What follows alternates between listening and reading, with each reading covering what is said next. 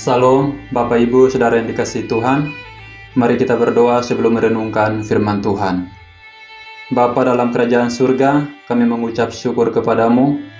Dalam menjalani kehidupan di hari-hari yang sulit, kami masih diizinkan Tuhan untuk membaca dan merenungkan firman-Mu, yang memberikan kekuatan bagi jiwa kami, yang menuntun kami untuk terus berjalan dalam kebenaran, yang membangkitkan hasrat kami di dalam mengiring dan melayani Tuhan.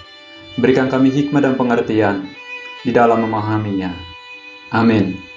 Firman Tuhan kita membaca dari Roma pasal 8 ayat 28. Kita tahu sekarang bahwa Allah turut bekerja dalam segala sesuatu untuk mendatangkan kebaikan bagi mereka yang mengasihi Dia, yaitu bagi mereka yang terpanggil sesuai dengan rencana Allah.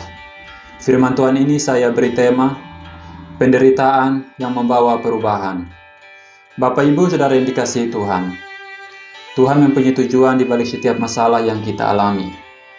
Ia bahkan lebih mengandalkan situasi sulit yang kita alami untuk menjadikan kita serupa dengan Yesus, dibandingkan kegiatan kita membaca Alkitab, berdoa, dan melayaninya.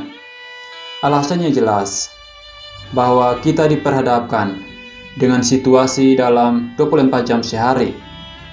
Hidup adalah serangkaian masalah. Setiap kali kita menyelesaikan yang satu, yang lain sudah menunggu. Tidak semua masalah itu besar, tetapi semuanya penting dalam proses pertumbuhan yang Tuhan berikan kepada kita. Tuhan memakai masalah untuk menarik kita lebih dekat lagi dengan Tuhan. Pengalaman keakraban dengan Tuhan terjadi di hari-hari yang paling gelap dalam hidup kita. Ketika hati remuk, merasa ditinggalkan, ketika tidak ada pilihan, atau saat rasa sakit itu sangat besar. Dalam penderitaanlah kita menaikkan doa yang paling murni, doa yang paling tulus dan jujur di hadapan Allah. Kita akan belajar dari kisah Nebukadnezar dalam Daniel pasal 4 ayat 1-37. Nebukadnezar adalah seorang raja Babilonia yang sangat terkemuka. Ia hidup dalam ketenangan, baik di dalam maupun di luar istana. Terdapat dalam ayat 4. Ia pun dapat membangun kota Babel menjadi kota yang berkubu dan kota kerajaan. Dalam ayat 30. Kebesaran dan keberhasilan sebagai seorang raja menjadi sebuah celah kesombongan dan keangkuhannya. Dan lihatlah, Allah memberi pelajaran baginya melalui sebuah penderitaan yang dialami. Bisa bandingkan ayat 16 dan ayat 25. Penderitaan yang dialami sangat mengerikan dan berlangsung selama 7 masa berlalu. Ia kehilangan akal budinya dan menjadi sama seperti binatang. Raja Nebukadnezar mengalami pembentukan Tuhan dalam penderitaannya.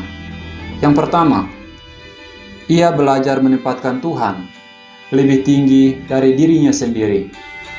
Kemegahan Babel membuat Nebukadnezar bangga terhadap dirinya. Ia menempatkan kekuasaan dirinya lebih tinggi daripada kemahakuasaan Allah, hingga penderitaan yang dialaminya akhirnya ia menjadi pribadi yang memuliakan Allah. Kata memuliakan berarti condong kepada Allah. Yang kedua, ia belajar memahami kedaulatan Allah di segala sesuatu. Segala kesuksesan semata-mata adalah pemberian Allah. Dalam waktu yang singkat, Allah dapat memberkati. Tetapi dalam waktu yang sekejap, ia dapat mengambilnya pula. Yang ketiga, ia belajar untuk bersyukur, menyaksikan cinta kasih Tuhan. Lihat ayat 2, ayat 3, dan ayat 37. Nebukadnezar sungguh-sungguh bersyukur atas mujizat yang telah dialaminya. Apalagi akal budinya yang kembali dipulihkan Tuhan merupakan sebuah aset yang dapat digunakan untuk melayani Tuhan. Pengalaman rohani ini mendorong Nebukadnezar bersaksi kepada semua orang dari segala bangsa, suku bangsa, dan bahasa yang diam di seluruh bumi. Saudara yang dikasihi Tuhan, kita akan menjadi lebih dewasa ketika melihat tangan Tuhan dalam situasi hidup yang kacau, membingungkan, dan kelihatan tanpa arti. Jangan bertanya, mengapa seperti ini? Tetapi bertanyalah, apa yang Tuhan inginkan aku pelajari dari kesulitan yang saya alami saat ini? Percayalah kepada Tuhan, dan tetap melakukan apa yang benar di mata Tuhan.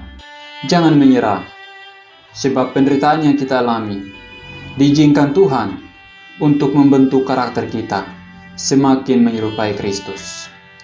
Guyon mengatakan, api penderitaanlah yang menghasilkan emas dari kesalehan.